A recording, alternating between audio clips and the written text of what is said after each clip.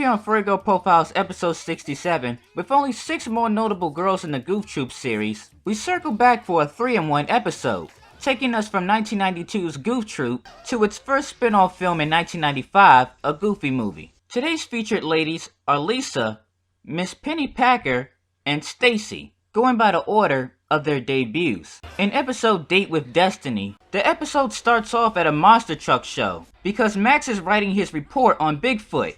The monster truck is Bigfoot.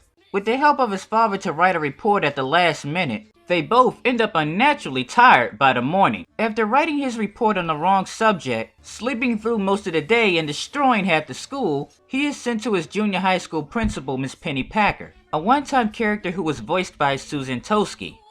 Then why are you falling asleep in class, dressing like a dipstick and eating like a goat? This isn't like you, Max. In a way, Date with Destiny was unique because it was one of those episodes that brought attention to Max not having a mother. Ms.Pennypacker was becoming concerned that Max was becoming too much to handle for Goofy on his own. Out of fear she would separate him from his father, Max lies and tells Pennypacker that Goofy is getting married, and now had to back up his claim. Now don't you worry about a thing, sweet man. I'm going to handle everything. In order to find Goofy a wife immediately, Peg helps by directing him to a computer dating service, in which she practically had to threaten Pete to mail, and is soon threatened again by another woman named Gilda. Instead of simply mailing the letter, Pete decided to play a prank not only on Goofy, but Gilda as well. So she shows up at Goofy's house thinking she's going to do an estimate, and he opens the door for her thinking she's his blind date. Right here? Right here? Right now. Goofy accidentally tells Gilda to start working on the house, and when he decided to help out, it ended up in a catastrophic wreck. Just as Pete was about to get what he deserved by Gilda, Pennypacker comes down the street on her way to Goofy's house and gets bumped into. A still disoriented Pennypacker opens the door and gets swept up in Goofy's desperation. He was dancing with her without opening his eyes, thinking it was Gilda.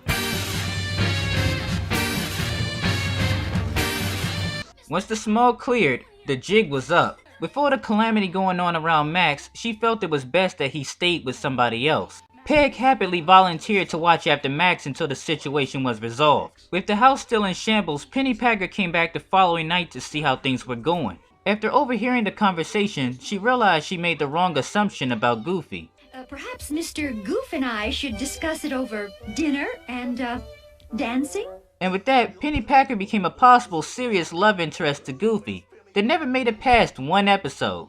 But, at least, things were back to normal. Sorta.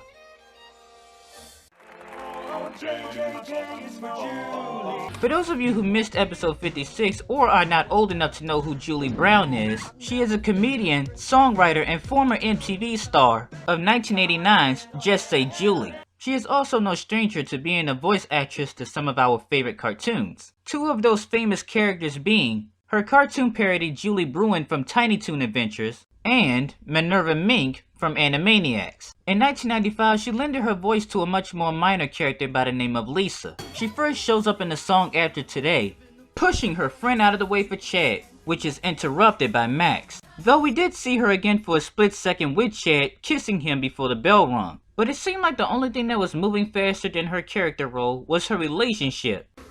Say, Roxanne, about Stacey's party. Wasn't you kissing another woman just like 5 minutes ago? But Lisa was in the same auditorium with the rest of the student body when Max pulled off his scheme to impress Roxanne, and she was just as hooked as everybody else. Except this girl. This one was not amused. Eventually, the same girl who despised Max like everybody else was soon pushing up on him. Hey Max, we can dance. Yo, Stacey! Talk to me, baby! Our last girl by the name of Stacey was voiced by Jenna Von Oy, a character whose outfit might remind you a little bit of a 70s flower child. During the film, she was student body president, but most importantly, she was Roxanne's talkative best friend. As a supporting character, if Stacey was remembered for nothing else, she was the glue that bonded Roxanne and Max together. When Roxanne didn't know how to approach Max, Stacey pushed her along. And when other girls like Lisa was flirting with Max, Stacey was there to push them off. Forget it, girl. He's Roxanne's. Stacey was also the same girl who put together the end of the school year power line party. the same party where everybody was anticipating Max showing up on TV. He'll be there. In the last portion of her on-screen appearance, she is seen dancing with Roxanne before Bobby sprays them with cheese. Reaching down to pick the can up for him, they lock eyes and mutually fall for each other. Thank you for tuning in to another episode of Furry Girl Profiles. Like always, if you liked today's video, please leave a like, comment, and also subscribe for future videos. My name is Jawbreaker, and I thank you for watching Playfur Cinema.